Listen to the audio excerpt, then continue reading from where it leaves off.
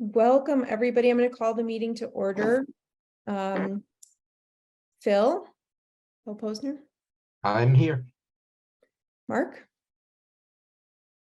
Present. Dan. I'm here. So nice to see you again. Thank you. I'm sorry. We've missed you. Well, I've been transporting. Welcome back. Thank you. And Laura Davis, I'm here. Nick is, we believe Nick is going to be joining us, but we will get started just in case the snow has caused a problem for him.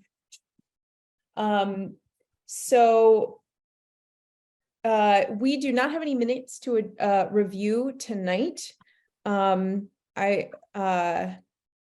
I think that we may have forgotten to assign a note taker last time. And so, Phil, you said that you may have some notes and and I'll create minutes for the next time. So excellent. So we will have some minutes from last month to review at our next meeting. And then we need to have a note taker for tonight. So we were doing it on a rotating basis.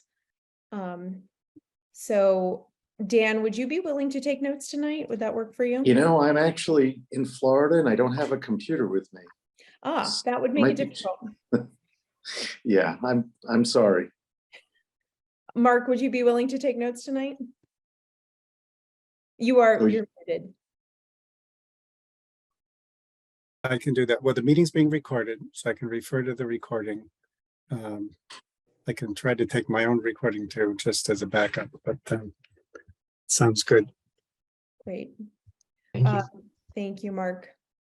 All right. So with that, I'm just going to give a little chair report. I don't have, well, I suppose a few things have happened since our last meeting, so I'll go through those. Erin and I presented at the select board meeting a week ago. So that was last Monday. This was just to give them an update and an overview of what we've been working on. We didn't have any decisions to bring to them. So it wasn't like we didn't have a big outcome out of that meeting. It was just an update and an overview. Some of the things that I covered with them as I gave them an overview of what we heard from sidewalk sale, our outreach during the sidewalk sale last summer, which feels ages ago now. Gave them a little overview of the comprehensive transportation and mobility study. We let them know that we're planning a site visit to the library and asked if they would participate in that. We gave them an overview of the Route 2 crossing study that Erin has been engaged in. And I gave them a brief overview of some of the components of the new vulnerable road user law that passed in January, or that went into effect it actually goes into effect on April 1st, but it was signed into law in January. We gave them a sort of a heads up about some of the things that were sort of the discussions that are in process, including the parking minimums that we've discussed in previous meetings, winter maintenance, which is not on the agenda tonight because we didn't have the correct folks from Public Works available to give us an overview of how the sidewalk plowing situation works. So we're going to push that off for a month. We also, briefly, touched on a few other things that have been floating out there, but we haven't touched on yet. So I think the Hanscom Air Force airport came up, but I said that we hadn't discussed it yet. And then some of the things that I heard back from the select board during that meeting. Hold on just a second. I have my son.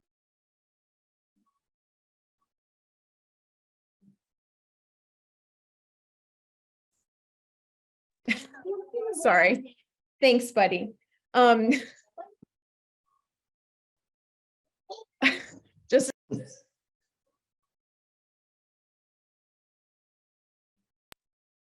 Just this morning, I was revisiting that video from early in the pandemic from that BBC North Korea reporter whose kids come in during a meeting. I was like, that's so funny. And no. Anyway, So some of the things that I heard back from the select board were, they were very supportive of the comprehensive transportation and mobility study, and they really recognized the complexity of the work that we're doing, and the importance of the work that we're doing. So that was gratifying to hear. There was a lot of enthusiasm for the safer crossings at Route 2, especially in light of the new residents at the Best Western facility. So that probably should be a topic that we discuss at an upcoming meeting. There was definitely a lot of interest in our committee looking into speed limits, especially given the changes in the law and the state law as a result of the new vulnerable road user law. And there was need for further discussion about local public funding for local public transit. So those were some things that I was hearing back from them. Erin, do you have anything you want to add to that before I move on to another topic? I don't think so. I think you covered it all. I'm sure that things will come up and it'll spark my memory once we get going. Yeah, and any questions about this before I move on? Okay, great. So the other thing that happened last week is Erin and I met with Alan Cathcart and Steve Dukrin from Public Works. And this was sort of just a overview, getting to know you kind of relationship, but a few things that I wanted to pass on to the group. We kind of went over how the roads program, the pavement management program is laid out. It's how it's organized and funded, how those funding projections are created on an annual basis. What was very apparent to me, which I know Nick has brought up when he's met with them in the past, is the dire need for funding. And some fast facts to pass along. We have 108 miles of road. Our current pavement condition index, which is kind of how the condition of our roads is measured at 65% right now, and the target is 80%. So this has slipped much further down than they would like to see on the condition of our roads. And part of the funding challenge is at the state level. Chapter 90 funding, which is allocated at the state level and distributed to all the municipalities on a formula basis.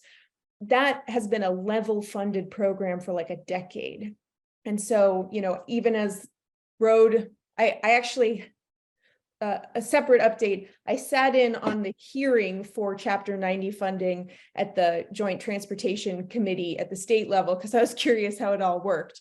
And so a lot of the municipalities came and testified and said that, road construction costs have gone up 65%, but the funding from Chapter 90 has remained level for basically a decade, which just means that they can repave fewer and fewer roads every year, which means that the PCI in the community just continues to degrade because they're not able to catch the roads before they hit that steep decline after, many potholes form. So the dire need for funding has to do with the state level, but it also has to do with the local level, because Public Works was very clear, like, we come with what we need and then we see what we get. And often it's way less than we need. And I don't have the numbers off the top of my head in terms of what the shortfall was, but it's several $1 million. So it's, a significant amount of funding that they're cutting out of their needed budget every year. Some of the things that came out of that meeting, it was very helpful to discuss sort of the role of TAC as being a decider in policy, because Public Works' focus is very much on maintaining the infrastructure that we have, executing on projects that have been decided. So if something new is being built, they're responsible for making sure that it is a good design and it's well engineered and then it gets built. But our role is very critical in guiding the selection of any improvements, any new sidewalks, new crosswalks. These are often more policy decisions than they are engineering decisions. So there's a very active role for the TAC to play in that regard. And I did hear a very clear ask for, it would be great for us to have a comprehensive sidewalk plan for the town so that when we get requests for new sidewalks, it can be fit into the context of an overall plan for what are we trying to accomplish as a town. So those were some things that I heard from that meeting. Phil, I see you have a question. I was hoping you could go back to the state meeting that you attended. Was there any discussion of the mix of vehicles on the road having an impact on the PCI? That wasn't addressed outright. Really what that meeting was about is that the proposal was to level fund the program at, I believe it's $200 million a year for the whole state. And so what the municipal leaders were there to say was, this is really not enough money. So that was the majority of the conversation. And not so much about how vehicle weight and size contributes to road wear. We could have a whole nother discussion about that, but that did not come up at that particular meeting. And then I have a follow-up question, actually, just on the last thing that you had mentioned about sidewalks. Did you happen to discuss how many miles of sidewalk the town has with Alan and Steve? I didn't ask that question. And now I'm curious. So I will make a note to myself to ask that question, and I can come back next week, next time and say that. Yeah, Dan, go ahead. Yeah, as far as that 65 PCI that's currently the condition, is that an average of all the roads in town? 'Cause Right. Steve has apparently come to town with this whole concept of, getting stuff before they get in such bad repair that they require the full rebuild. So for example, my neighborhood, which is in a failed condition, is being addressed this year. And I would imagine, as we address those things, it should bring up the average PCI pretty dramatically relative to just maintaining the ones at the, in this 70 or 60% range. So I mean, does he anticipate that number is going to just come up organically by virtue of addressing some of the older ones first? My understanding of it, and actually, Aaron, if you could enable screen sharing, I do have the curve that they like to show for this. The challenge is that we have a number of failed roads right now. So as we rebuild those failed roads, we have a number of roads that are coming down to that state at any given time. And since we're not able to address them well before that state, and here I'm going to just share my screen here.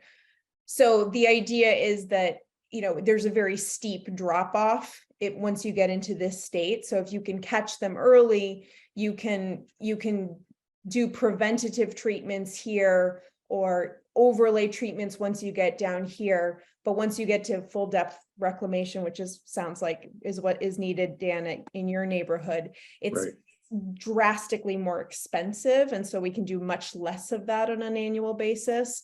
So obviously the priority is to keep those roads that are truly failing, rebuild those roads, but as much as we can catch them before we get to sort of the root canal stage of decline. Alan had a very lengthy and effective tooth metaphor in terms of the hygiene of our roads, which when he comes, I will ask him to share it with you because I won't do it justice. So yeah. I think I would also add that one of the things that Steve Dugran's really been good about, sort of, I think, introducing to the town that wasn't there before, is really doing preservation. So where, we have been doing crack sealing and things like that all along, we may not have been doing the same sort of on top coating that can help extend the lifetime of a roadway by years. It's not it's almost like I'm going to say a paint, you can paint it on, and then it's not something that lasts for a year. It is something it is a cost-effective way that will make it last for 6, 7, 8 years, perhaps, depending on the condition of the road. And like Laura said, we don't want it to get down so that it's so bad that we actually have to excavate the road, pull up all of the the top 2 layers, and then put that all back down. If anything, we want to do just the top layer, right? Because that's going to be less expensive than having to dig down and reconstruct the bottom portion of the road. So that's what we're focusing on, what we can do to prevent further maintenance and needs down the road for as long as we can, because we do know that funding is very tight. Laura, what is the town participation in the roads money as opposed to the state? Are you able to hear me? Yeah, you're frozen, but we hear you. Okay. I'm going to turn off my video and see if that helps. I don't know the split, so I don't want to give you any false information here. Erin, do you have more information on that?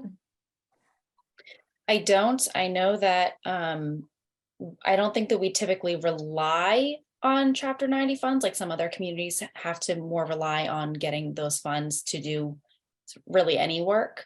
We do fund some of our program, but like Laura said, I don't want to necessarily speak to how much because I'm not the expert on that.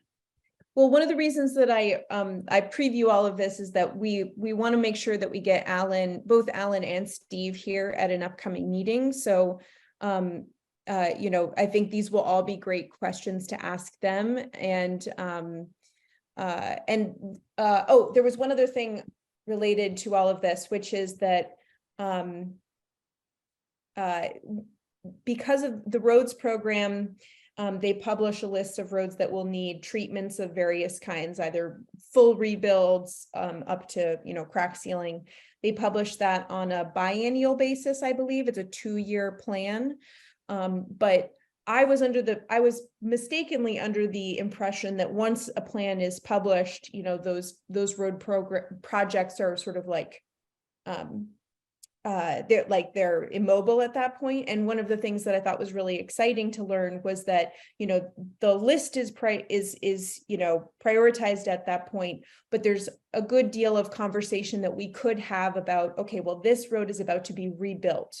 Are there any modifications, changes, improvements that we want to make in terms of adding a crosswalk or, you know, leaving room for a sidewalk, or, you know, those are conversations that we can have at multiple points during the process.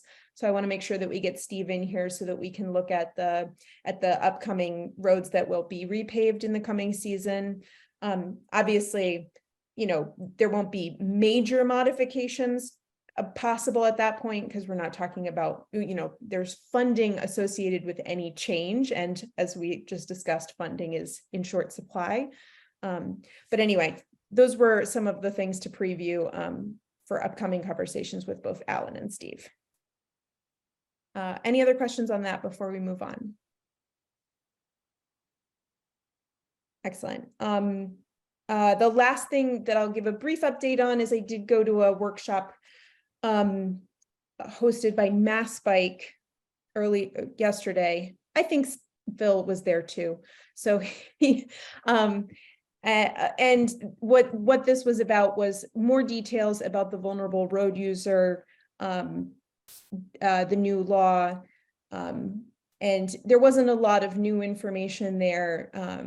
You know, there was discussion about the state creating new signage that would be put up across, you know, a sort of uniform signage that would be put up across the state related to the 4-foot passing rule.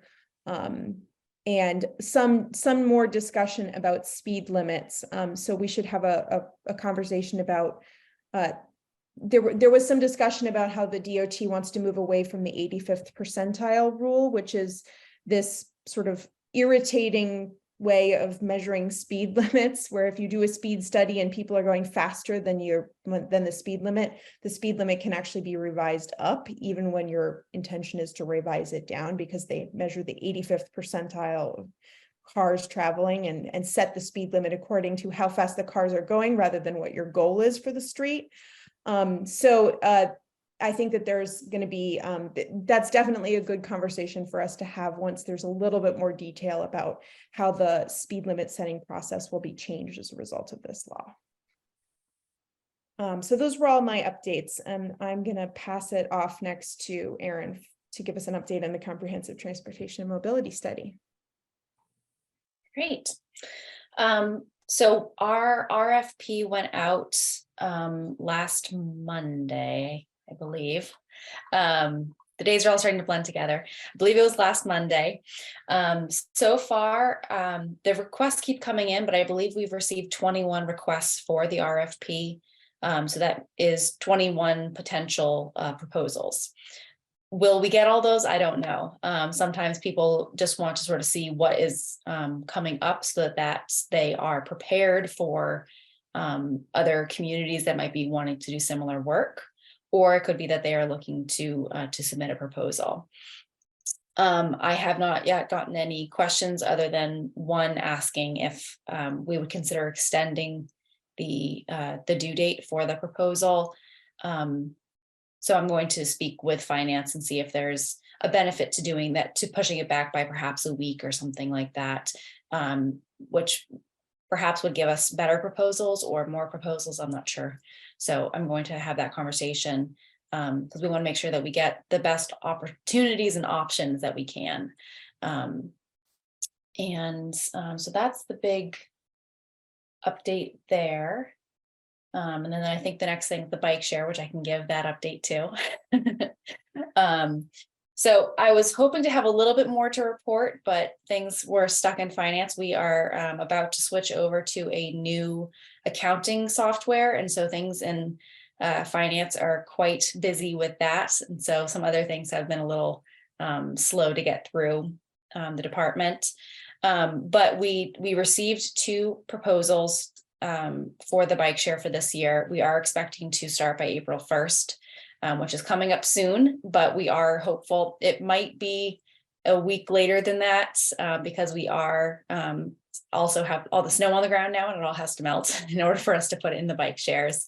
But we do have a favorite. I can't announce that quite yet just because we have not signed the contract with them or let them know because that paperwork is still going through finance, but we are happy with who we have decided on. And there's also the possibility I'm working to possibly expand it in the near future, which would be really exciting. I am waiting on a little bit more information before I can share that as well. So sorry that I don't have more to share, but hopefully by the next meeting, you'll either have all heard all about this, or I can share new details with you.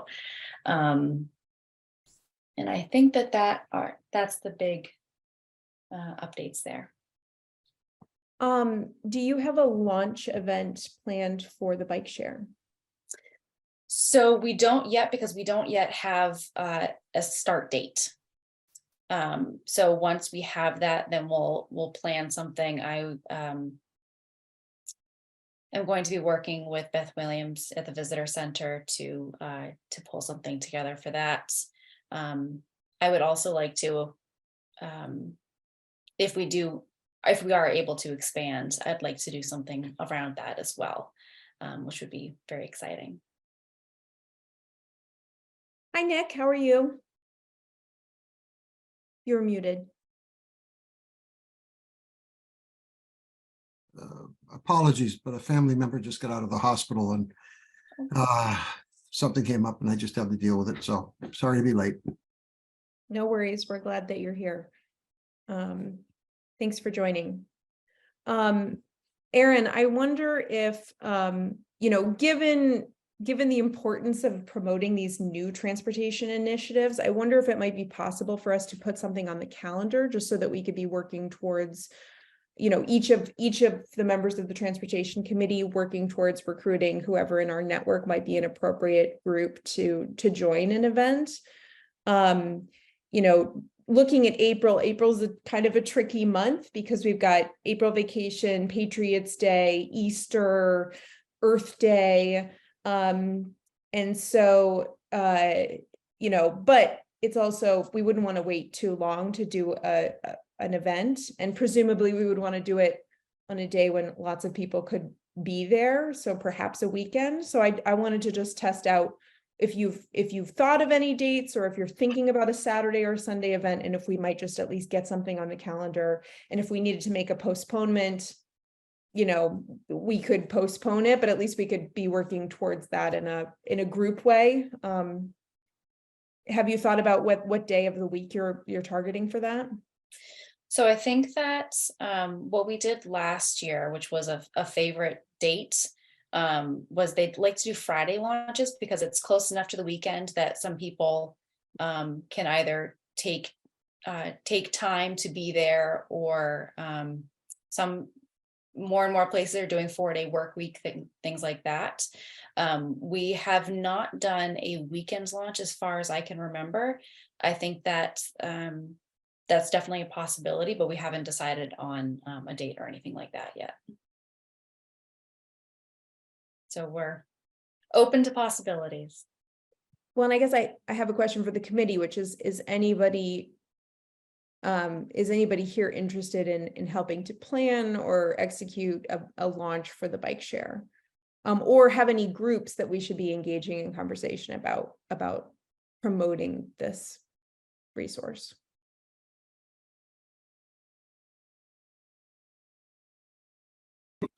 Yeah, go ahead, Mark. I mean, so where are the locations? Obviously, if there's one in West Concord, the cultural and other committees there and things would probably want to have an interest in that. The visitor economic vitality director has, I think there's some relevance to that. And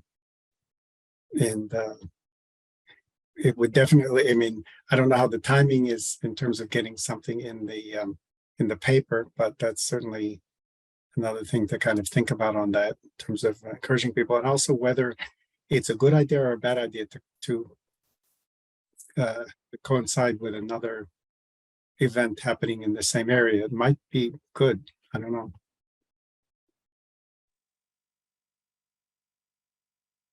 Go ahead, Phil. I think that having the Bruce Freeman Advisory Committee as a participant in that makes sense.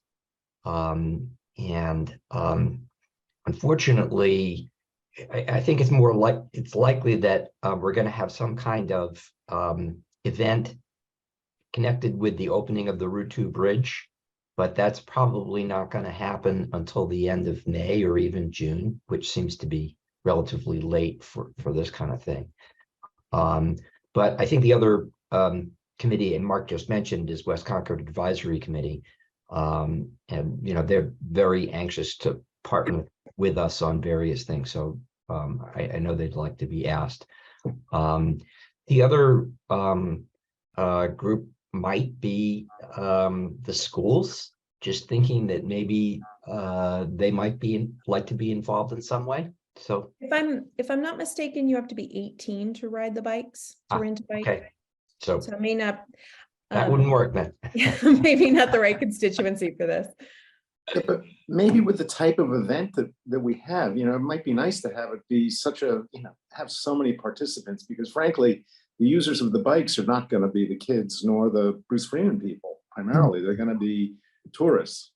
So, those cohorts bring in cyclists, which just builds the energy for a cycling kickoff, which is tremendous. So if the kids can ride their own bikes, why not? That's true. Always good to have a scout troop at any event, in my opinion. Yes. We have connections with that. So if you need that, I'm happy to help with whatever planning I can be useful for too. Dan, thanks so much. Nick, looks like you have a thought. Well, it'd be great if you could get some actual customers there, but I'm not sure how you could do that. People who are rental, first person to rent a bike at whatever. That makes it a little bit more like an event and not just a bunch of people from town government getting together to say it's a good thing. Yeah, I think that last year we actually had a couple of people who did rent bikes, and I believe that we gave them a special code to have a free rental for the day or something like that, because they came and participated in the event. Some people just kind of stumbled upon it, and then we said, do you want to ride a bike? And they were like, yeah, okay. It sounds like fun. So I think that, but it also was not advertised very well last year. And that's why I really want to sort of nail down what our date would be or could be when we are going to actually launch. Because I think that we definitely want to make sure that we can do enough advertising around it, not only around the launch event, but also around the bike share, just to let people know that it's back, it's here again. Definitely come and use it. I want to do some different promotions around it this year as well, to try to get some riders in different areas and around, like an Earth Day promotion and things like that, where you could get maybe a free hour or something like that. When do rentals start? So it depends on when we can get the, if the snow melts quickly, then the bike share might be able to start by April 1st. That's our hopeful launch date. And it goes until the end of November. So if we did Go ahead, want Dan, to, sorry. I'm sorry, if we did want to target a weekend, perhaps the weekend prior to Patriots Day, because the town does get pretty busy with people who may be potential riders more so than other weekends in the month. Is this specifically about West Concord? Or is it? There's a West Concord and a Concord Center location, so. It'd be kind of neat if someone came out on a train and and took a bike as part of the whole thing. It really communicates the intermodal aspect. It it does a lot of stuff if it can work that out. I mean, it can be a ringer, it doesn't matter who it is. Maybe we can even get a Chronicle piece done about it. Well, you mean the bridge? No, Chronicle the The Chronicle. the TV show. And we have a producer who lives in Concord. Well, if we wanted to do a Friday, the April 14th, or if we wanted to do a Saturday, the 15th, that gives you enough wiggle room that if the opening is delayed by a week, we still have plenty of time. You suppose we could hook up with some group like the War on Cars and get a group of people to come out and just be part of it. 4 or 5 people get off, and they would be motivated to do it. Nick, it's such an interesting piece of information that you listen to the War on Cars. I don't listen to it. I never listen to podcasts. I just read the stuff. Yeah, no, I think that there are a lot of groups that could be engaged in it. I'm connected with a family cargo bike group that's, a little bit more based in towards the city, but we might be able to get some folks who are enthusiastic to come out. Mass Bike might be interested in coming out if we were to invite some of the nonprofits in the area. I think the intermodal aspect is really good. If you can tie in the train and you can get some people coming out from someplace, it really would work. And then you got the rail trail right there, and they come out from Boston, they get on the rail trail. It's cool. Yeah.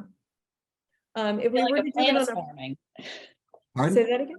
So I feel like a plan is forming. It's an If idea. it was on a Friday afternoon, yeah, we do have a lot of workers in West Concord. The Bradford Mill has many companies in there, and a co-working space, and there's all of the industrial, more manufacturing facilities as well. So if we were to reach out to those business communities, it like that for a Friday afternoon might be a really great opportunity.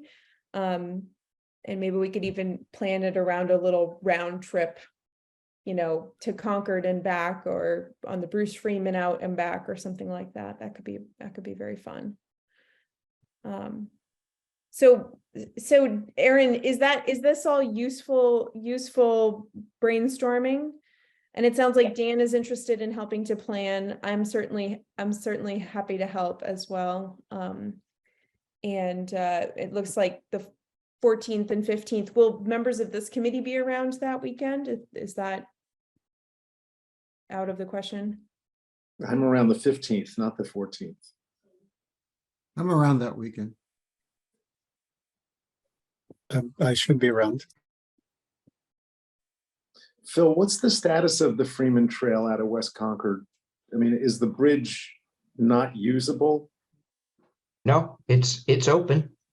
The bridge is Not officially open. the bridge is not officially open, but completely rideable. Right, yeah. It's I not, don't hear you.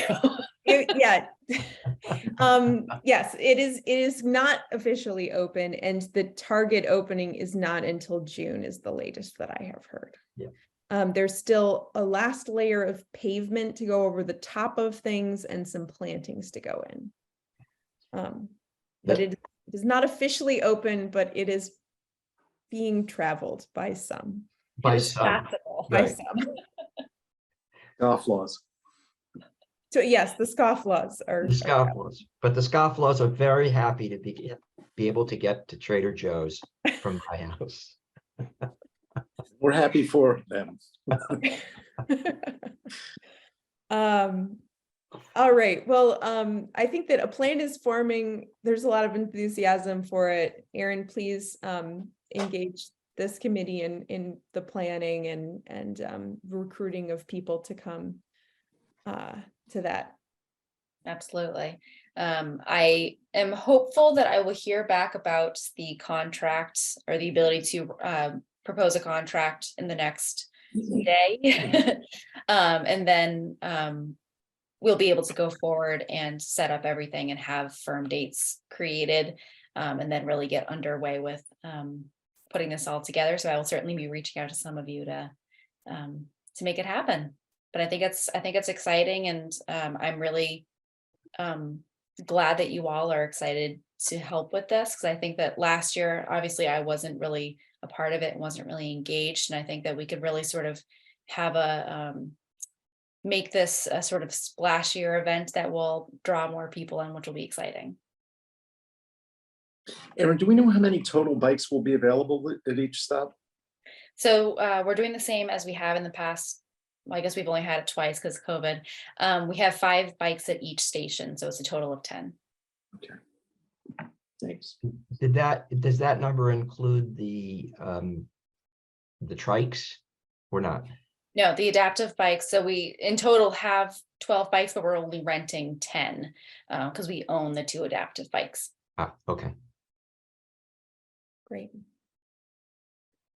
All right, so the next item on our agenda is the West Concord Advisory Committee update. And I know Phil, was it Phil and Mark? We were both there. So, some folks were there. So I think Phil was going to give the update. Yeah, thanks. So I attended their meeting last week. As you know, they're very interested in working with us on various things that are focused around West Concord Village. Among the things that they wanted us to think about focusing on were various spots that were identified in a site walk that occurred last year, and which was pretty well documented. And that was, for instance, the bridge that goes over the Assabet River on Main Street, the connection between where the gas station lot is on Commonwealth Avenue at the curve, and I can never remember the first name, Mr. Dunn Square, which is on Commonwealth and Lawsbrook. So there were other issues that came up, mostly related to pedestrian, walking, safety, and parking, that they would like to partner with us on in terms of having discussions. And also, I think what they would like to do is to have a site visit. So it would be a follow-up to our first scheduled site visit in Concord Center at the library. I think they would like to do one in West Concord as well.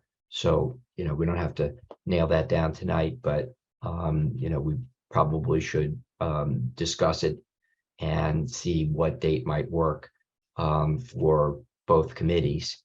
And then we'll have a second one that we can plan out. Do they But have a specific site in mind? well, there are a couple of ideas. One would be either focusing on the hot spots that were identified in the walk around last year, which, like I said, was the bridge over the Assabet River on Main Street, the curve around Commonwealth Avenue, Another idea could be, and this is, my personal fave, which is the crosswalk at West Street on Main Street. So that's Route 62. The West Street is the street that leads down to the Thoreau School. And one of the things that is an issue there is that people traveling pretty quickly, the kids are crossing the street. There's a potential for a crash. So that's another spot where potentially we can work with the advisory committee on a next step or an intervention. Just as an aside, the crossing at West Street could be something that could also involve the Safe Routes to School program. So we could get the state people involved as well on that one. Question. I'm just wondering, what's our role in doing that? Are they hoping we will support them in talking to Public Works and prioritizing stuff? Or I'm just not clear what role we have other than, yeah, that's a problem. I think what we could do is help to facilitate a community meeting or community participation in some way. And then also serve as a means for making policy recommendations as to what to do. Well, let me just say, I'm more comfortable about that if we're doing it in lots of neighborhoods before we make any recommendations, not just West Concord. Well, I mean, I'll say that that's certainly what we should do in the big picture, but I was kind of referring to what the conversation was with WCAC, and obviously they're. I think it's to me, it's a little out of balance that there's just one committee that represents one neighborhood that is very active and outspoken about what their needs are. And our thing is the whole town. Yes, we should listen, but I think we need to decide how that gets incorporated and carried forward. I wonder if we could look at it similarly to the way that we're looking at this library crossing site visit as a way to talk about what designs are possible, what is appropriate for the town of Concord, what are we willing to accept in terms of, there's always trade-offs. And, we have, there are all sorts of traffic calming measures. And also there's conversation about, like, do we try to calm traffic here, or where do we try to calm traffic? So I think that if we have a couple of, if we continue to have site visits all around town, this can be a way of informing this committee about what are our priorities for the town as a whole, and are there particular treatments for village centers versus remote neighborhoods, routes to school versus routes to the train. Like, there may be different applications based on what we're looking at. So my question to you, Phil, was, were there any particular sites that came out of that conversation that would help inform, like, a larger discussion about what traffic calming interventions are good for the town of Concord, are desired in the town of Concord? We really didn't get into that level of detail in the conversation. I think that's more of a next step kind of thing that needs to be taken with the input not only of people in the neighborhood, but also the staff input, because there's a couple of different big picture issues. One is what people are comfortable with and what they like. And the second is being able to pay for it. So, if you take a look at or compare the library situation to the West Street situation, for example, I don't think that we could sort of jam that into the Safe Routes to School requirements in terms of being eligible for grant money under that program. But the West Street program, absolutely, we could connect it with the purpose of that program, which is, related to getting kids back and forth to school as pedestrians and cyclists. So that program has grant money attached to it, at least potentially, which is why I'm bringing that up. And, I think that's probably also similar to the complete street stuff. So, some of the stuff that we might study that might be of concern to community members might be eligible for complete streets money, or the money that was used last year for the having the cafes in the street. Aaron, you got to help me out here because I can't remember the name of the grant program that was used for that. But that kind of information I think comes from probably more from the staff to inform what priorities might be put on various ideas. Circling back to what Nick was talking about, I mean, it would seem that WCAC is unique in that, well, not every place in town has something as active and involved as that. So how do we compile a list of potential sites townwide so that, we can address this in a broader basis? Yeah, this seems to me that I think you're right on in identifying funding is a big issue. There's one issue one role that we have is to help the town identify the fact that there's a need for long-term funding for these things, specifically for safety improvements. The other is prioritization, which I think we have a big role we could play there in coming up with some criteria for prioritizing. And then I don't think personally we have much of a role to play in design and which designs are best. I mean, that should be left to professionals, and perhaps that's going to partly come out of the study that we're requesting now is sort of, what are our design ideas? What sort of things do we want to roll forward with as good approaches in general for the town of Concord? Although I would push back on that and say that there is a lot of design. I mean, once you decide on we're going to install a crosswalk here, our role is done. There's engineering guidelines, there are state specifications, there's ADA compliance. Then it's in the town. Nick, you missed a conversation earlier that I think is relevant to this, which was that I had a meeting with Public Works, and it was very helpful to go over sort of the division of labor in terms of their role is to maintain the infrastructure that we have and to execute projects that have been selected.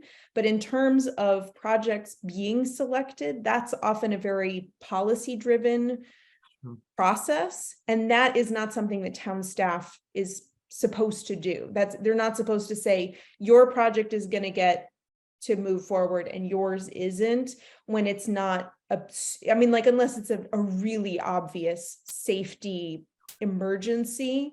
That's much more of a citizen-led policy decision making. So I think that that's the conversation that we need to be having about. I agree. I said yeah. that prioritization and a process for prioritization and determining criteria, I think, is clearly our role. Right.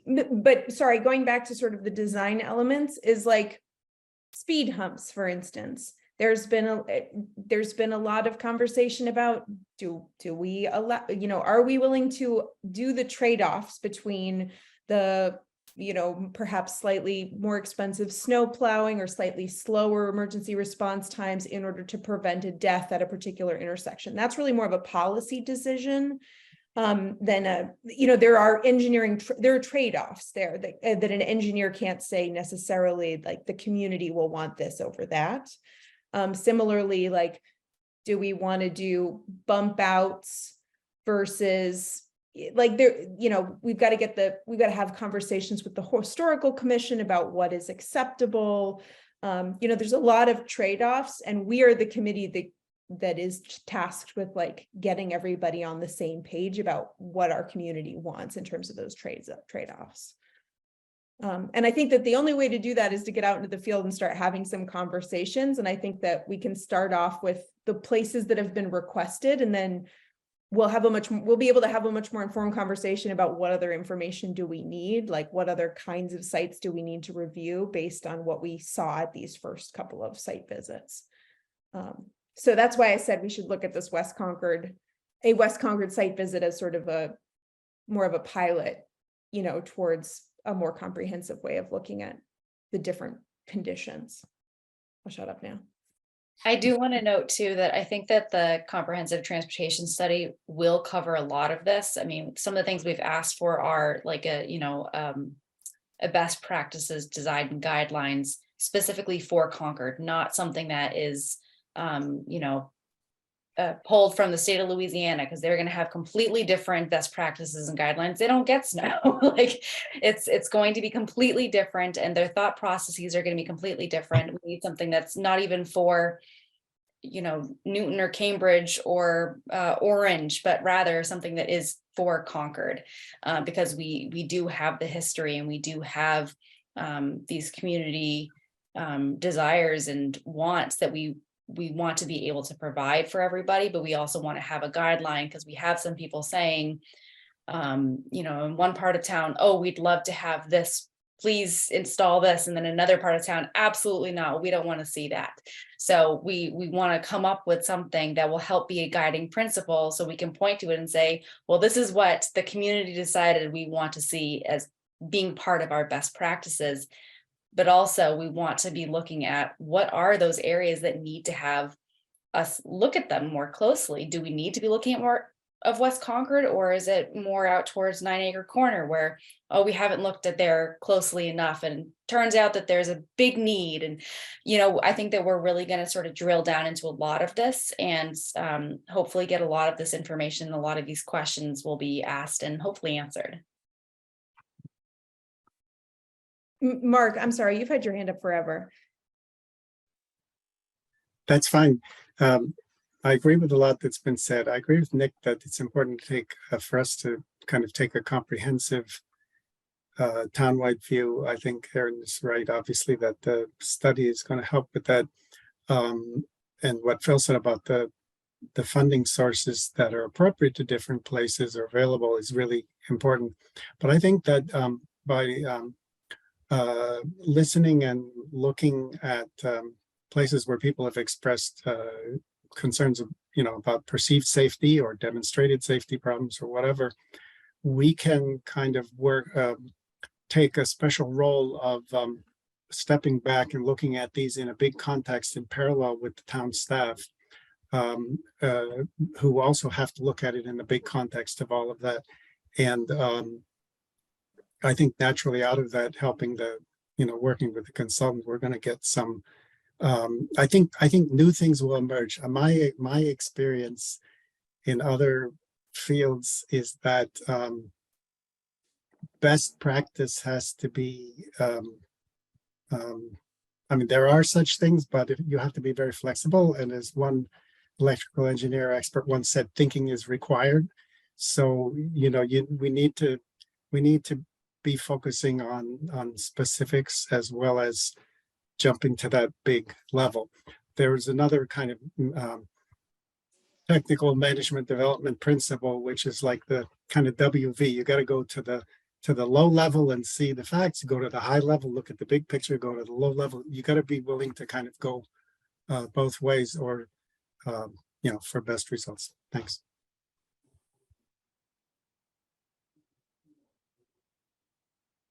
So, Phil, do you have any next steps for us on the West Concord Advisory Committee? Do you think that we should schedule, site visit? Do you feel like this is the next step, or do you think that there's more conversation needed before we do something like that? I think it's probably worth it. I think it's probably worth it to continue the conversation. Maybe to continue to, I live in West Concord, so I'm happy to attend when I can, and maybe we can rotate who's going to show up as a kind of a participant or a listener for their sessions. I think setting something up probably would be worth doing, assuming everyone's comfortable with it, over the on next several months. Doesn't happen to have to happen in a month or two. But one concrete thing that I think would be helpful, and I can ask the chairperson to send to us, is the hot spots that they had identified. They had put it out on a map, and then provided that during the course of the meeting for people to look at. So we can get a copy of that. And I'll get a copy of that and circulate that through Aaron so we can all take a look at it.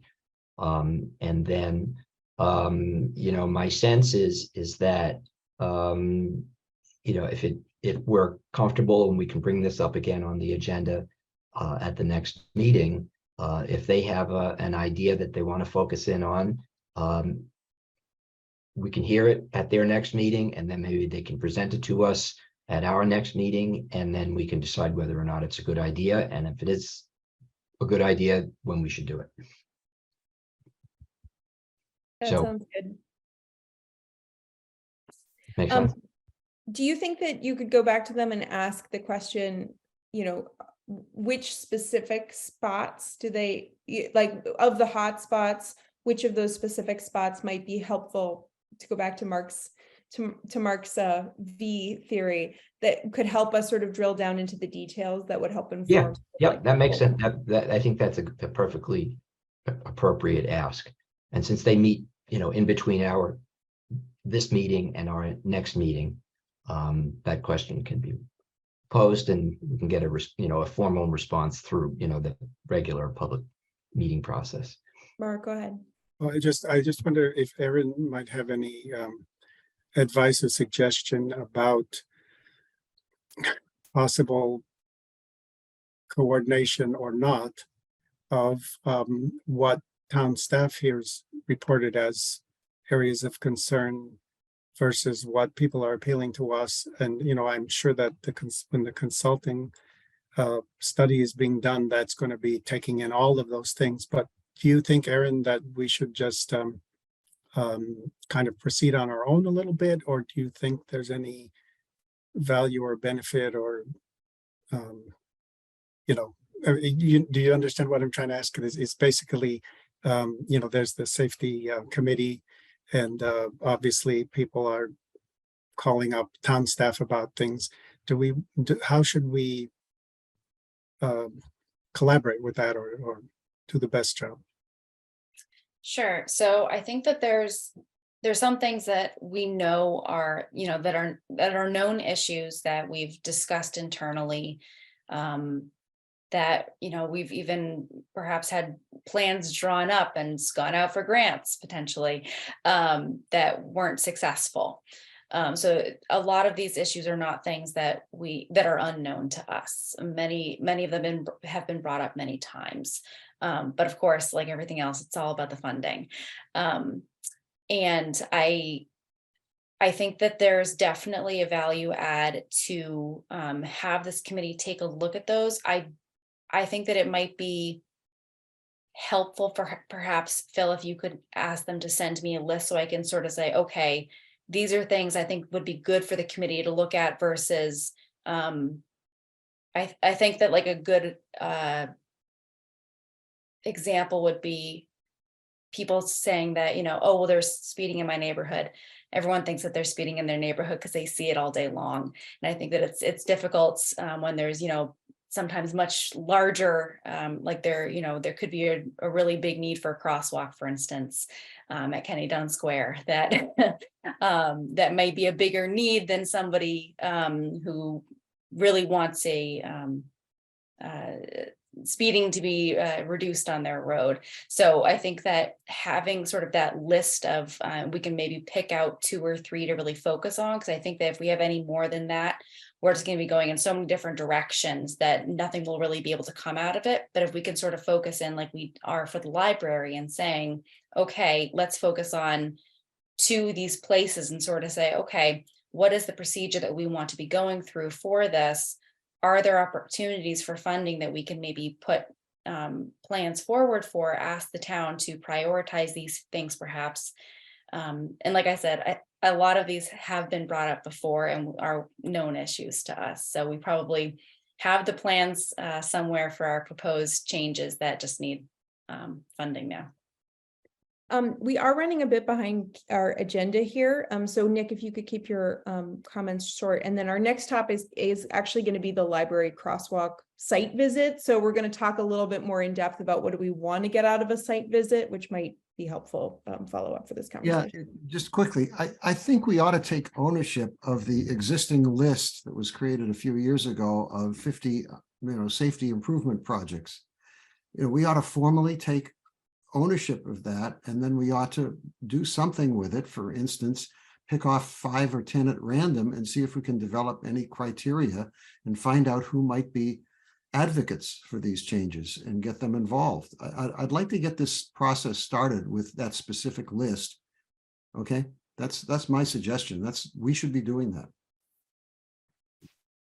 I will say that many of the locations on the Complete Streets prioritization list definitely have strong advocates, and we hear from them frequently.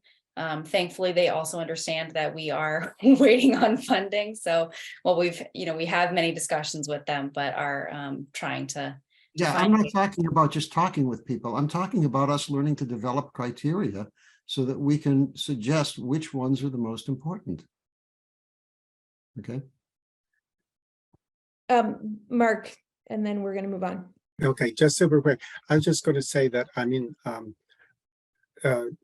to me, it's not harmful to look at an existing public document or record of a lot of things, but I wouldn't prejudge what we should do with it. I think we need to, just like with the site visit, we need to look at the facts and the history and then see what emerges as a reasonable next step. All right, so the next item on our agenda is to talk about this library crosswalk site visit. And I think first, if we could just start off with date, trying to set a date. Erin, did you hear back from the library about when works for them? Yes, so I sent out a doodle poll, and it seemed like the winning date was April 4th at 8 a.m.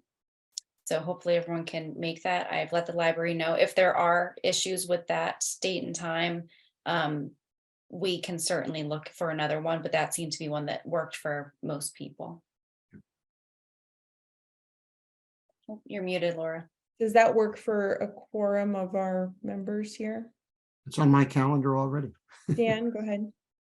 No, it works for me. Okay, great. Excellent. So April 4th at 8 a.m., we will be meeting outside of the library, between the library and the Umbrella Arts Center, that crosswalk.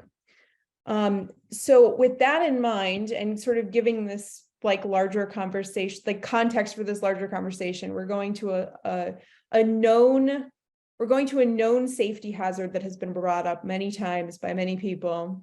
And we want to evaluate the situation within the context of, this larger picture of how do we deal with requests like this? How do we address safety concerns? How do we prioritize things? What design elements are acceptable in a historic district or adjacent to a historic district? So I think we should talk about who needs to be in the room to have a substantive conversation so that we're making sure that invitations go out to all the right groups and stakeholders.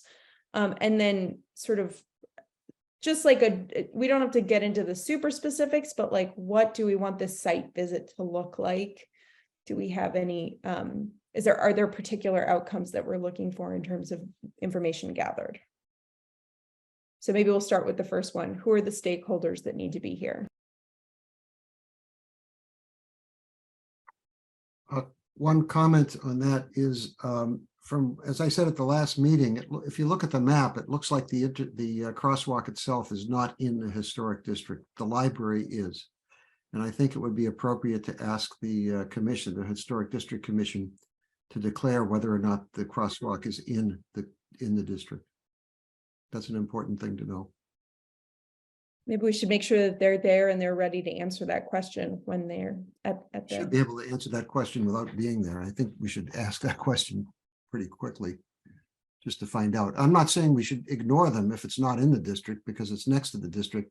I just like to know if it needs to go before their committee for approval at some point. I Mark, think that if anything, it would have, half of it would have to. Because some of the work would have to be done on the library property, I believe.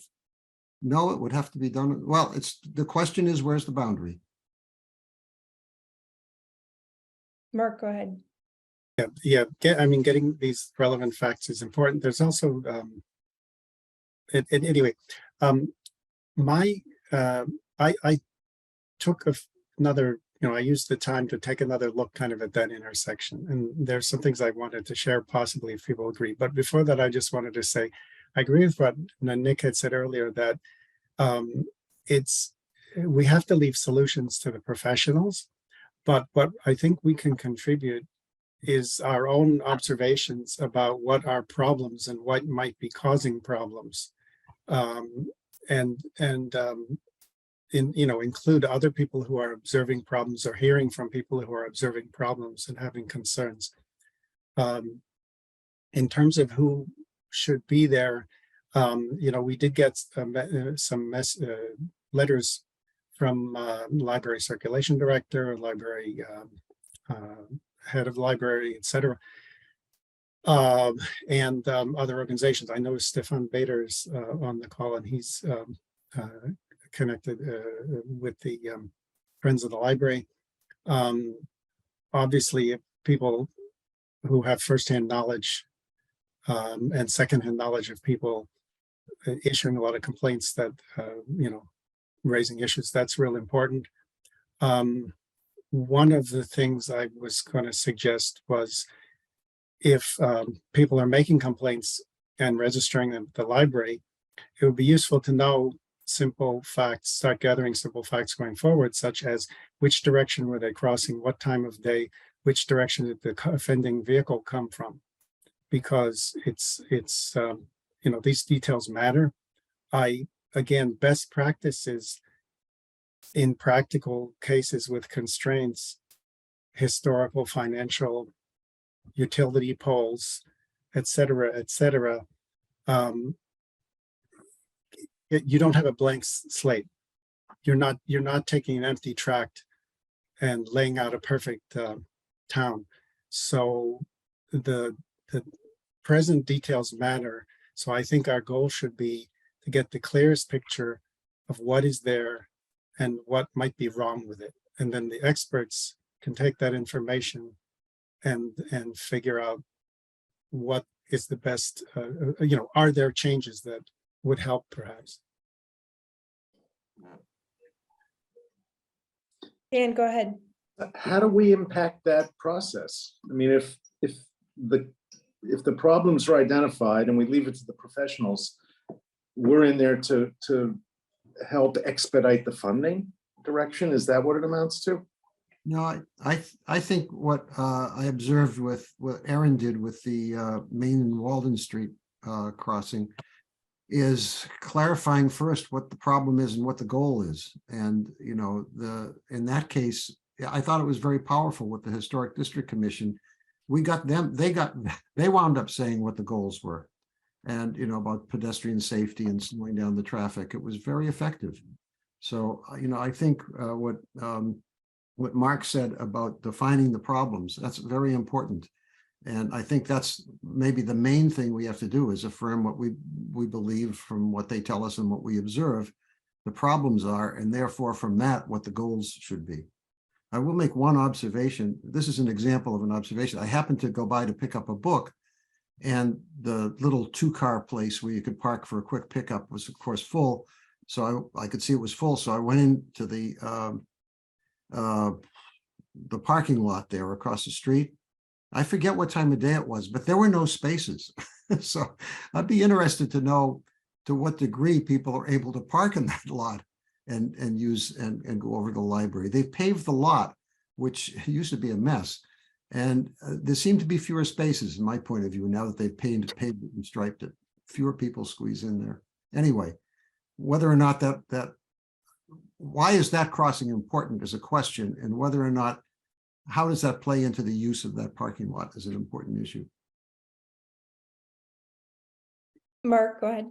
Yeah, I have some slides, which if the committee will indulge me, I would like to show as a kind of test case of the kind of things. I don't want to lead people in a certain direction, but I want to kind of share some things I was seeing, if you agree that's useful. Otherwise, like we can just talk about it on site. I think that could be useful. If I can just summarize a few things that I've heard before we go into that. Sure. It sounds like we need some facts beforehand. Is this site in the Historic District Commission? Have crashes happened there thus far? I don't know if we can get any like real quantitative data about near misses because those don't get reported in any way, but we could at least find out what has been reported at that location. Some of the goals of the site visit would be identifying what is the problem, how serious is the problem, what are the desired outcomes at this location. I would add to that, what are some wish list items? What do we wish was, what would we like there in an ideal world? Some people may say more parking spaces. Some people may say, I want a shade tree here. Some people might say, I want a bike lane. Like we don't know what will come out of that, but that's only happens through community input. And then what other issues might be contributing to the problem, such as Nick pointed out, parking in the area. Or might be addressed as sort of a holistic project in that area. And then some stakeholders that I've heard named thus far are the Historic Districts Commission, the Friends of the Library. I said the select board earlier. I would add the Library Corporation because they submitted a letter, the library staff. I would say we also should bring the umbrella into the conversation, make sure that there's a representative from the umbrella there. Potentially PTG reaching out to the Parent Teacher Association, especially at the high school and the Alcott, since those are the students that are there at the library or walking to the library most often. And then Steve Dukran or somebody else from the engineering division, so that we have town staff. Erin, I'm sure you have other ideas of who other staff should be involved. But am I missing anybody on that list? So Laura, I would add somebody from recreation because they have several groups that will go over to the library. I also know that I believe it's Circulation has been keeping a list when people come in and sort of report a self-identify as having had a near miss incident or somebody having, sort of gone around them in the crosswalk or something like that. They've been keeping, I believe, a running sort of list. It's not necessarily, everybody, but it's something. And they might be willing to share that, at least not necessarily, names, but perhaps how many or what times a day, things like that. Phil, go ahead. So I think that the police department should also be invited to the meeting. And, Erin just mentioned that there's this piece of data, some of it's apocryphal. It's not necessarily, quantifiable data, but it's at least some information. And I think this is a good opportunity to say to the police department, for example, oh, we have this information and here it is. And then they can do with it as they might want to. One of the things that I got out of the meeting from in connection with Walden Street and Main Street is we got to hear from the merchants whose businesses were right there. And I thought that having their perspective was really good because they're there every day. It's sort of responding to why should we do stuff like this? Because it gets members of the community to give us our input, and it gives us a forum for them to show up and express their views and give us information. So I think it can be very valuable. So adding merchants, public safety to that list. Yeah, I mean, in the library Potentially location, there really abutters. aren't any merchants other than the umbrella, really. But inviting members of of the neighbors who live right there might be useful. Because there's a house right across the street and then there are houses a little further down the street. So, I think as long, I'm not sure if this is okay with public meeting law. Can I just take, I could see Stefan and Terry both want to add to this list, and I don't want to lose any potential stakeholder. I believe that it's the chair's prerogative. Okay, well, then Terry, go ahead. Okay, just very quickly, Phil just reminded me, yes, the police, there's actually a traffic safety committee, as you know. And there's one police officer, one DPW, et cetera, et cetera. So they're going to be very involved in this, and they should know of all the concerns. Traffic management group. Yeah, that's a good Yeah, one. yeah, that's it. Traffic Yeah. management. Thank you. Stefan, did you have somebody to add? I was gonna add the library committee is another town committee, just out of courtesy, if nothing else. I think Concord Academy is on the other side of Main Street, but their students walk and use the library a lot, and I don't know if they go further to the Alcott. I'm sorry, towards the umbrella or towards the playground or whatever, but they may. And yeah, I would reach out specifically to the neighbors if you did like you were doing a zoning, 100, 200-foot radius property owners or something, just again as a courtesy. Because they're going to look out their window one morning and see all these people, including police cruisers and everything else, and saying, oh my God, what happened? Did somebody just get hit? Yes, a very good point. And I would add to that, maybe the Council on Aging and the Disability Commission. So we've got a nice long list now, I don't know, 15 stakeholders, which is great. And with that, I think I'll turn it over to you, Mark, if you want to show us. We are running a bit behind, so let's. Yeah, I'll be quick. short. I'll be quick. But I, by the way, with potentially a lot of people coming, it would be good to identify the precise location where they should come, which side of the road, in the parking lot, on the library steps, or in front of the main entrance, the other entrance of the library, whatever, just for crowd control. So can I share my screen? Yes, you should be able to. I will be coordinating with the library director to ask her if there's anybody else she would like to have involved, and to say, is it okay if we all gather on your lawn? Because I think that's going to be the only place that all of us can fit. Yeah. If we can all fit there. And I know there was specifically a letter from Dan, the circulation director, who said his office faces that intersection and he collects reports. Yeah. Okay, let me try to share screen, and I will be expeditious. Let's see. Because this is Parking's going to be a problem too. Am I sharing screen? We'll What have to happened? encourage people. You are sharing screen, Mark. Yeah. We'll have to Okay. encourage people to carpool and use alternate, and I'll use a multimodal approach to arriving at our multimodal walk audit. Okay, so this is kind of messed up, but we'll just go for it. All right, so I'm just trying to kind of say, what is the character, what is the personality of this place? And why might there be some problems popping up?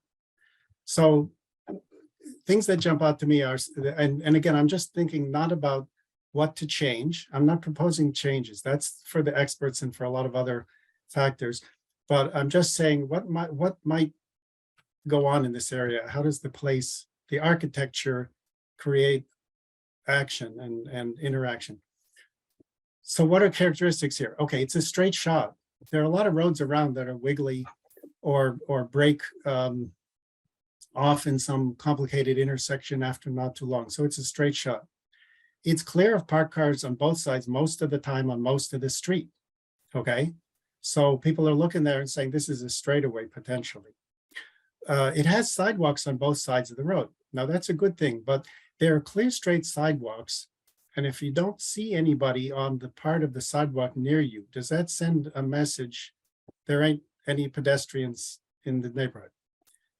Could these somehow contribute to the motorist having visual overconfidence in terms of seeing a pedestrian if there is one? So hold on a second. I guess I'll just have to do this manually. What's going on here? I don't know why. We can see it in the sidebar. I know something's wrong here. Hold on a second. Let me stop. Let me try this again. No, that's not going to be good enough. You want to talk about something else while I figure out what's going on here? Sure. So the other question that I had just in Oh, terms, I'm sorry. It must just be the form of the picture. Um, is there a way I can send these to people? Because I can tell you what, I mean, maybe Erin can post the PowerPoint or something, but I would just basically say what I'm talking about is that there are two signs. There's a sign that says there is a crossing, and then there's a sign that's a crossing. Both signs are visible at the same time. That can be confusing and distracting possibly. And if the first sign causes a motorist to look and see if there's someone there at the second sign, they're too far away to really see accurately, I think, if there's someone at the second sign. And there are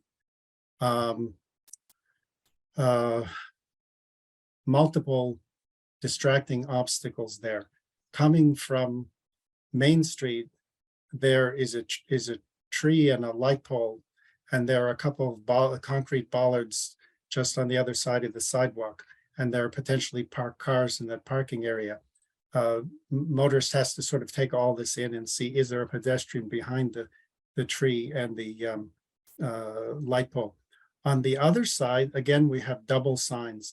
There are cases in town where double signs like crosswalk up ahead and then a crosswalk sign at the crosswalk with potentially an arrow are absolutely appropriate, because when you see the first sign, you don't see the second sign. You know, so it's like, okay, where is the second sign? But if you see a first sign, and then you can see the second sign down further, and you think you don't see anybody there, perhaps it sends a message that there isn't anybody there. And one final point is coming from Thoreau. They're not only the two signs, but there is another sign in front of the crosswalk which says entering cultural district, Concord Cultural District. And there it has a couple of sticks holding it up. And there is a telephone pole. There is a street sign, and there is a waste can receptacle pretty near to the crossing. So there are a lot of visual distractions there. And this is in the daytime. So anyway, I just want to throw this out. These are the kind of things I was noticing. That's enough. thank you, Mark. For me, this brings up the question, you know, I think Mark has done a really good job of going to the site and making observations. And I wonder if, I mean, how we organize potentially a pretty large group of stakeholders to go and look at the space together and then be able to submit their ideas and feedback in an orderly fashion. I think this will be a bit of a task for us. And I'm happy to work with Erin on creating some kind of either creating or selecting some kind of an audit tool, unless somebody else is really gung-ho or has particular thoughts about how this should happen. I think if I heard you correctly, I think what I heard is someone record the things people observe. That's really valuable, not their opinions, but their observations about things like Mark reported, and possibly some surmise about what the implications might be. But I think if we logged that, if we could capture that from the people who are there, instead of just people venting their opinions about what we should do, that would be really helpful. I will just quickly show some of these tools. AARP does really excellent, has a really excellent toolkit for walk audits. They're very focused on walkability. So these are some really excellent templates to help people. This is pretty basic. It just says yes, no, or other. You know, we may want to have something a little bit more nuanced, like rated on a 5 to 10 scale or something like that, just to help people observe what is there and maybe have a longer open-ended area where they might notice some of the things like Mark, you had pointed out that might not be on here in terms of visual distractions, double signage, other things that we may not have identified at this point. There are a number of these walk audit toolkits. They have one for identifying who's on the street and where they might be going. They have one that helps identify like community approved solutions to some of the problems that might be identified. So I wanted to ask if anybody had ideas. It sounds like a very sort of data-driven, observation-based worksheet might be useful in this case. Any further thoughts on that? So I'll jump in and say that I think it's an excellent idea to use the AARP materials. They've been vetted all over the country for probably 6 or 7 years at this point in time. I agree that there may be items that like the kinds of things that Mark has identified that could supplement the materials. But I think rather than trying to reinvent a wheel, we have a wheel, we have a tool that we can use. And then if we use it with some supplements that make sense, we can see how well it works. We can see how people react to it, and then evaluate whether or not it's produced meaningful information. What we can do too is create a survey page, sort of like I did for the Maine and Walden, so that on the website people can go, and if they have additional comments later, if they want to express their opinions, they can certainly do so, and we can collect that. Because I know that a lot of people too will be wandering around afterwards, and there won't be any place else for them to write down or collect the information, but then they can submit that into someplace where we can collect it and then have that information and that data, whether it's opinions or data that they things that they have noticed. Well, maybe we could arrange with the library for people to drop it off at the library with the circulation director. If that That's true. sounds. We could even provide the same packet of materials that we'll provide for attendees at the library for people to be able to pick up and go and complete them. Yeah, if it's 2 sides of one sheet, that should be enough. I don't know how long that form is, but. Well, the thing about the AARP materials is that there are many different potential surveys. So I think that as long as it's okay with this group, Erin and I can sort through them, and based on this conversation, select whichever ones match the goals of this walk audit, which I'm hearing that the goals are, what is the problem? What is there right now? How serious is the problem? What is the desired outcome? What are acceptable solutions? Wish list items, other issues that may be contributing to it. So as long as we've got some open-ended space for people to express and there is open-ended space on some of the forms, we can just pair together 1 or 2 or 3 of the forms. They're mostly 1 page or double-sided. So even if we picked 3, it might only be 2 sheets of paper. That makes me think of one more thing, which is if people, it's almost 2 separate things to view it, say, from the point of view of a motorist, which is what I was trying to do, because in a sense, that's the problem, right? We're not talking about people walking into parked cars. We're talking about cars almost hitting pedestrians. So that's kind of an observation thing. And then the other side of it is people talking about experiences or, history, whatever. So that's one thing. Can I try once more really quick to share screen? I promise to be super quick. And if it doesn't work, I'll just give up. I think we do need to move on, Mark, because we have a couple more. I'll send this rough PowerPoint without explanation to Erin. I'm sure she will understand 100% of what it's got. One of the things too is there's this cultural district sign, and it's actually that's not where it begins, and it doesn't really need to be there. So that's one little thing out. So I'll send it to Erin. She can decide whether to send it around, post it, or use it as the basis for something better. That sounds great. Thanks, Mark. So the next thing is an Erin thing. So I'm going to pass it back over to you and you can give us an update on the Route 2 crossing study. Yes, so I got the survey back too late to send it around, but what I can do very quickly is just sort of run through what the questions are and then have you all say if you have anything else you'd like to add.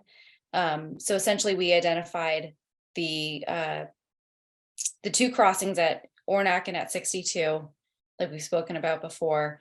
But they broke up the Ornac crossing into crossing Route 2 and then actually crossing Ornac. So crossing the side street, or not the side street, but you know what I mean. Crossing along the side of the street. So the questions that they're asking are,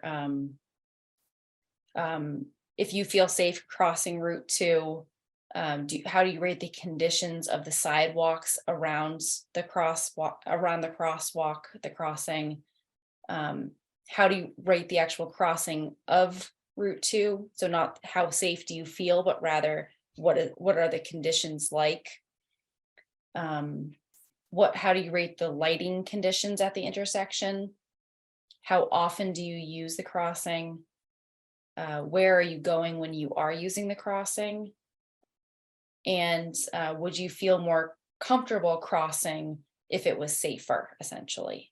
And then there's space for additional comments. So what I would like is if anybody else has anything in addition, please let me know. These are just the initial questions. Clarification, there are 2 questions that ask people to rate something. Is there a rating scale, or what do we think people are going to answer to that? I wouldn't, unless you gave me a rating scale, I wouldn't know what to say. Yes, there's a rating scale for each of these. I want to change it slightly, but it's essentially, do you feel safe? Do you feel neutral? Do you feel very safe? Sort of a very basic 1 through 5 scale for each of the questions. I think it's good to I think the words you use, that's something like that is very good to put their degree of safety. Yep. Right. And whatever the lowest one is, I would never cross there because I'm Yes. It says poor, so. So are there any other things that people think we should be asking or you'd like to know?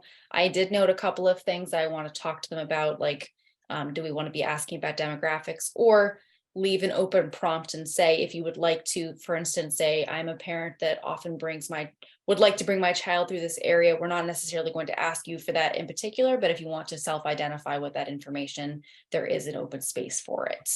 Again, I know it's unfortunate you couldn't send it around. Were there questions asking if they ever have crossed and if they do cross? Yes, it asks, how often do you cross? And one of the answers is never. So, Erin, could you How put about up, have you ever wanted to cross but didn't? could you put it up on the screen? I'm not, for those of us who are not auditory learners. Me can't too. just remember everything that I'm saying. Nope. Fell asleep.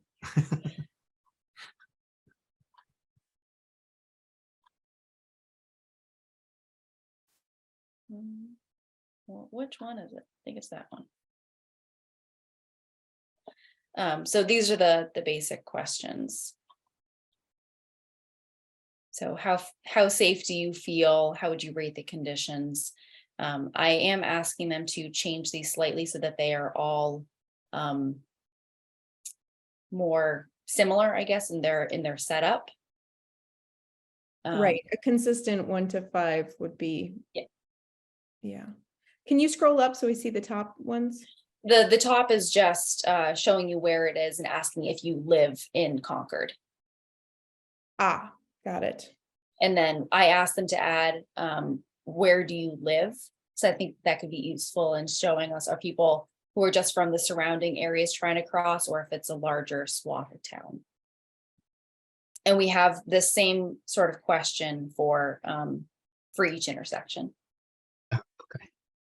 So it's the Erin, same question over and over. I think it would be. That picture was hard to understand, frankly. Route 62 Main Street. It's because of all the trees. It's not. Yeah, the shadows from the trees really mess up the intersection, make it hard for me.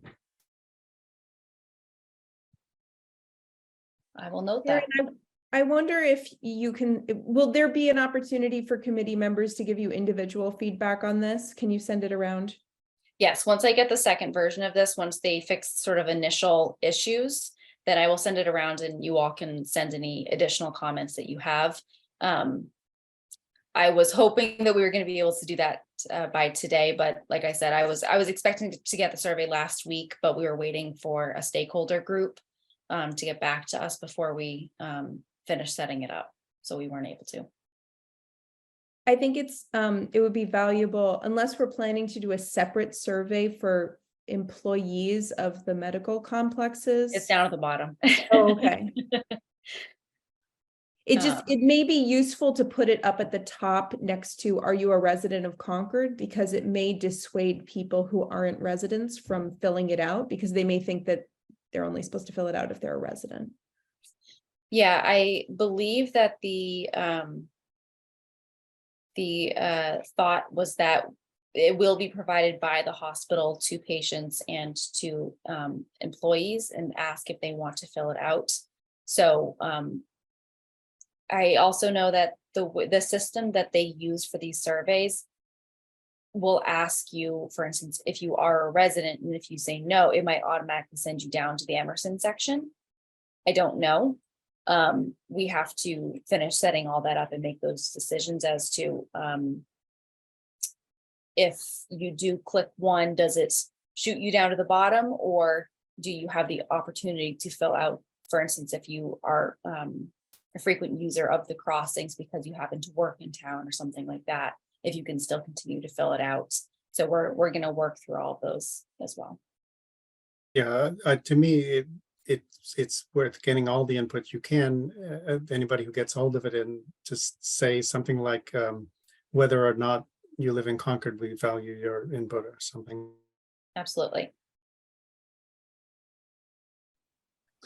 Erin, is there some way of getting a better photo? Perhaps this time of year, somebody could get up there with a drone and take something where it's also perpendicular to the photo frame. I will ask, because it is Mass DOT. There are issues over, I think, getting drones over the highway. I think that they have concerns about that, which I get. So I will see, because they do work with Mass DOT, if they have better imagery that we can use. Google Earth will let you scroll back through previous maps, photos that have been taken. You might just check whether or not one of those is usable. Yeah, I think the trees really do mask the road. The Yeah, shadow. I will mention that to them and see if they have a better image that we can use. Yeah, it looks much more angled in that photo than I recall. Going back to your question, Erin, earlier about demographic data, I think that it would be very valuable for us to collect demographic data. We won't understand if we have a representative sample, and we won't understand. I mean, one of the phenomenon that we know about is that when road conditions are not safe, typically the only people who are interacting with them are able-bodied adults skewing towards men. And so if we don't have the data that says, like, that's who answered this survey because those are the only people who are interested in this issue because they're the only road users, we won't understand the value of the data if we don't have that demographic information. Yeah, I can see if we can get that and perhaps not make it public, because I know that that's their concern, that they don't want people to feel that their information is going to be somehow displayed, even if we're just asking for them to pick an age range or things like that.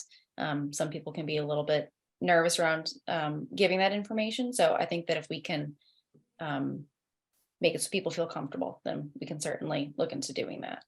Yeah, I also think that explaining why we're collecting demographic info, I know that I'm pretty scared about giving out my information, but if it's clear why it's being collected and how it's going to be used, I think that can circumvent some of that. Absolutely. Yeah, Aaron, Google Earth, if you go to the April 2018 version of the satellite photo, it's beautiful. There are no leaves on the trees.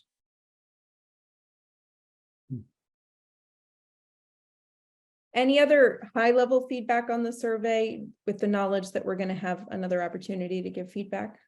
No. Okay, great.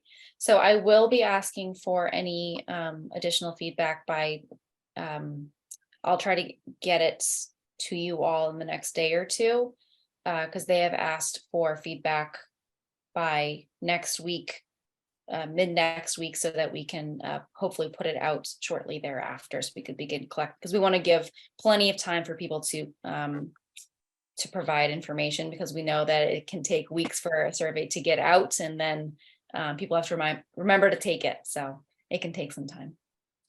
Well, we'll have a captive audience on April 5th, so we better get everybody who shows up to our site walk to fill out the Route 2 crossing as well. And at our bike share launch, we'll have lots of opportunities to pester people. Absolutely. All right, any other questions, comments, concerns about crossing Route 2 studies? Not crossing Route 2 in general. We could talk about that all night. All right. Safe routes to school update, handing it over to Phil. And I'm gonna cut most of the last item on our agenda, but if you could keep us to 15, a little less, 10 minutes would be great, Phil. Less than 10 minutes, maybe 3 minutes. Dynamite. So everybody's refreshed. Safe Routes to School is a federal program which is administered through the Federal Department of Transportation. They provide funding and some frameworks for the states to implement. So MassDOT implements our program in this state through a contractor, and then each of the communities that choose to participate implement it at the local level. When I say that there's funding, there is a big bucket of money, and I was hoping to tell you how much it was, but it's probably something along the lines of $500 million of Safe Routes funding coming from the federal government and distributed nationally. I don't know what the number is on a statewide basis, but the goal of the program is to increase safe biking and walking among school children. And the way that's done is through what the state calls a community-focused approach. It's all very much of a grassroots, bottom-up thing where the school children participate in various activities, programs, and educational opportunities. What we've done so far in Concord is to hold events. So this year we will have yet again International Walk, Bike, and Roll Day, which will be the first week of May. What we've done in the past is had 3 separate days, one for each of the primary schools. We've partnered with the police department in undertaking that activity, and they've been really terrific, very helpful. We've also had bike rodeos, which are an opportunity for the kids to get on their bikes and get some instructional time doing very basic stuff, learning how to start and stop, using their hand signals, getting their helmets on correctly, stuff like that. So this year we're going to have a bike rodeo with the Concord preschool, and we'll also have a second bike rodeo in the summer, probably at either one of the schools or one of the parks. That's to be determined. But one thing that's very fun about the program and helpful about the program is that it takes sort of a collaborational approach. So we have the stakeholders in this program, of course, are the school department, also the police department. I've reached out to Alan Cathcart. We spoke this week, and he said he's very much on board with this and happy to assist. Aaron's, of course, been notified about this. And then we have parent and other adult volunteers who actually make the events go. And we've had a very good turnout of adults over the last few years in making the program go. So the bottom line is that the hope is to encourage the kids to opt out of individual car trips, opt out of the school bus, and walk and bike to school safely. At least in terms of the national statistics, that activity, even though it's, you know, just one at a time or a school at a time or a day at a time, is fairly effective in terms of changing traffic patterns, improving health outcomes and educational outcomes. So that's our quickie overview of safe routes to school for this year. One other thing I will say, there are a number of steps and activities in the program. The more steps that we do at the local level, the more opportunities there will be, or the more points we'll get in terms of getting grants from the state. And that's why right up front, I mentioned that this is a program that has actual funding behind it.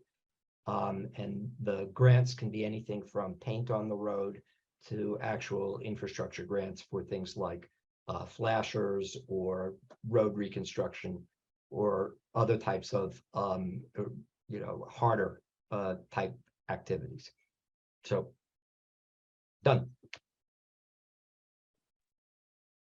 Thank you, Phil. Do we have any questions for Phil? I have two questions for you. First of all, just a few clarifying questions. First week of May, meaning May 1st through May 5th, so that's when the dates will be. You are muted. What we've done the last few years is Tuesday, Wednesday, and Thursday. That works the best for CPD. And then if there is rain, likely we'll postpone the event until the next week. So we've had to do that, and we've managed to pull that off pretty well. Great. Do you have a date for the bike rodeo at the Concord preschool? I don't, but I will have that within the next week.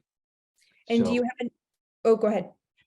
So that's a collaboration with the preschool, and it'll take place at the school as opposed to some other location. Is that which of the Concord preschool locations? So that's the one at the Ripley School. It's a great place for an event like that. Yep.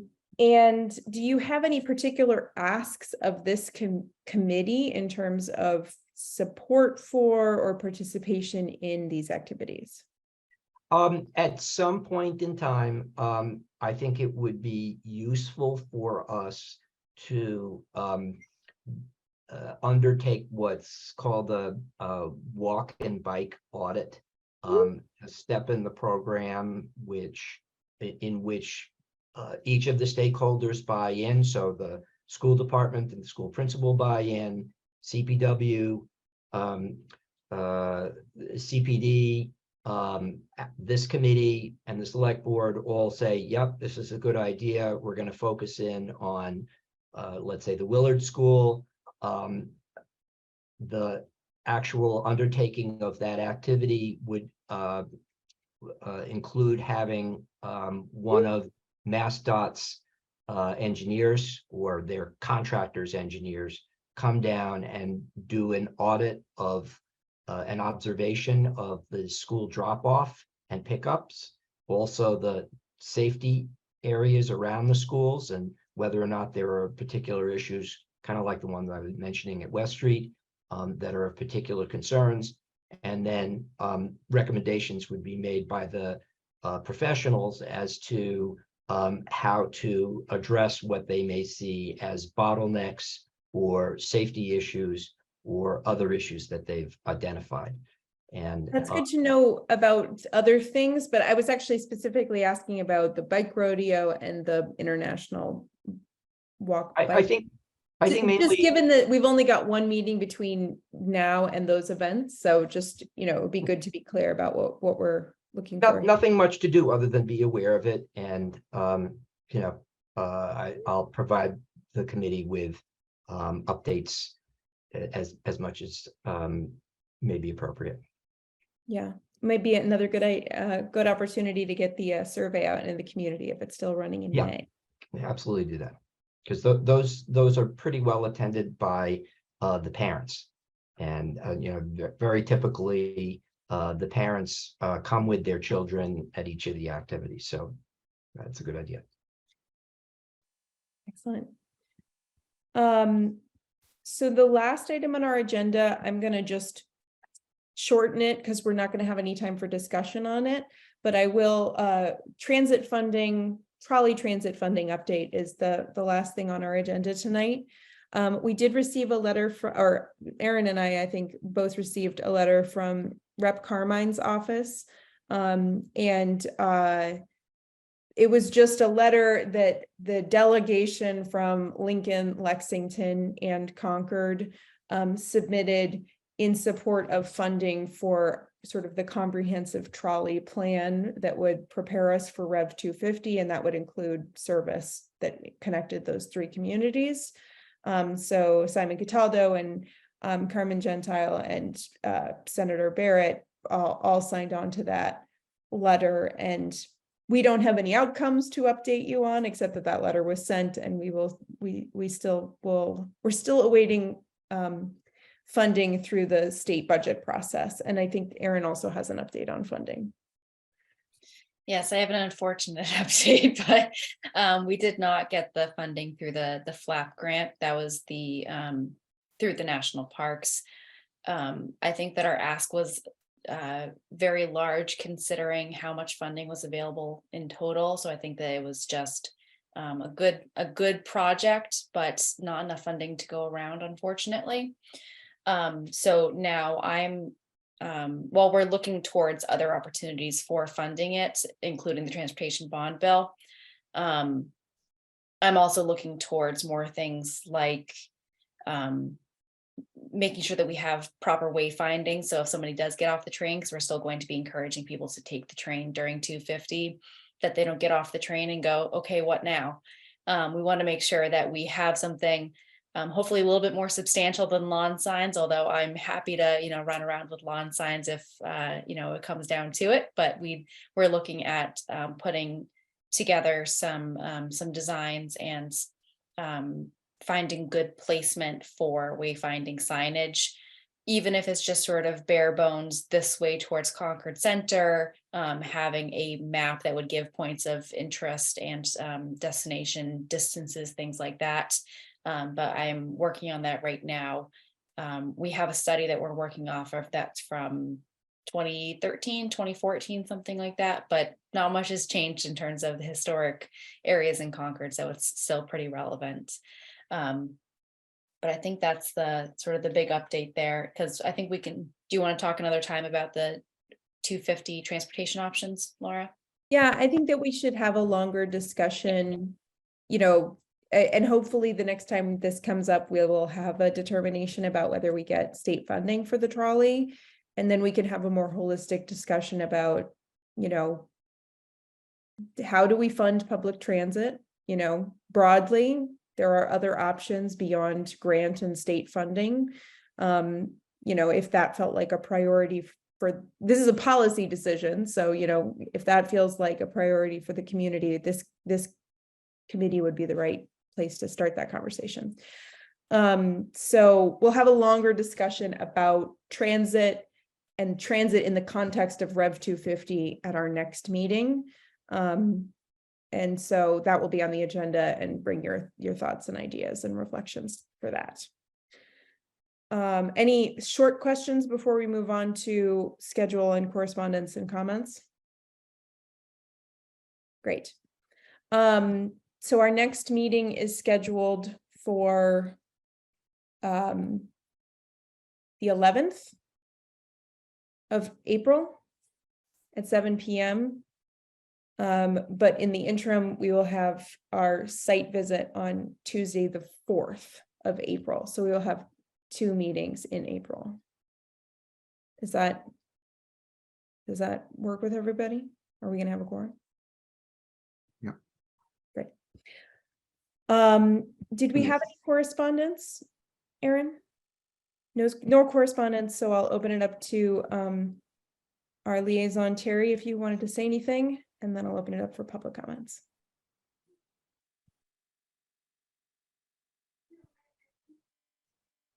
Yes, thank you. Just having trouble getting the video to work. Okay. I love that this committee is talking in a holistic manner and working on all sorts of projects all over town. I think it's absolutely wonderful. Thank you, all of you, for your really wonderful service. Two specific things. Annual town meeting is a good place to distribute your survey. If you can take hard copies, and if that date works, it's April 30th. So I don't know if that fits in your calendar or not, but that's a good place. You need to coordinate with the town manager's office to be able to put the survey on the table in the right place. And I really agree with Nick's comment. Nick I think you were talking about 50 safety projects. I think you were talking about the complete streets. That we need to develop a criteria and then prioritize. Because when that was done by the DPW, they did their best, but there was no transportation committee. They had no criteria from the public really, except certain neighborhoods like mine. Lots and lots of people went down and rallied to get their neighborhood crossing done. And their other criteria was that they were going to tear up the road anyway for the gas company or something. So why not do it then? Well, that's not the way to prioritize. I think you folks are going to come up with a much, much better way to prioritize. And you need to probably do that not only for streets and complete streets, but for all of your projects like sidewalks, what's the priority? Crossings, what are the priorities? Public transportation, what are the priorities? I mean, you have a huge job to do, and the criteria and the priorities is what this committee is for. So I think you're really going in the right direction. Thank you again. Thanks, Terry. Any public comments? I can't get that info for you here. Go ahead, Stefan. I just wanted to say if the safe routes to Sorry, school. Stefan, can you identify yourself? Oh, sorry, Stefan Bader, 7 River Street. The safe routes to school, it may not be between school and home, but it's certainly between school and the library for that library crosswalk. So it may be a safe route home via the library, and maybe that helps qualify it somehow, because lots of children actually do go to the library after school. I think it's a fair point, and it's worth discussing with the program people. Thank you.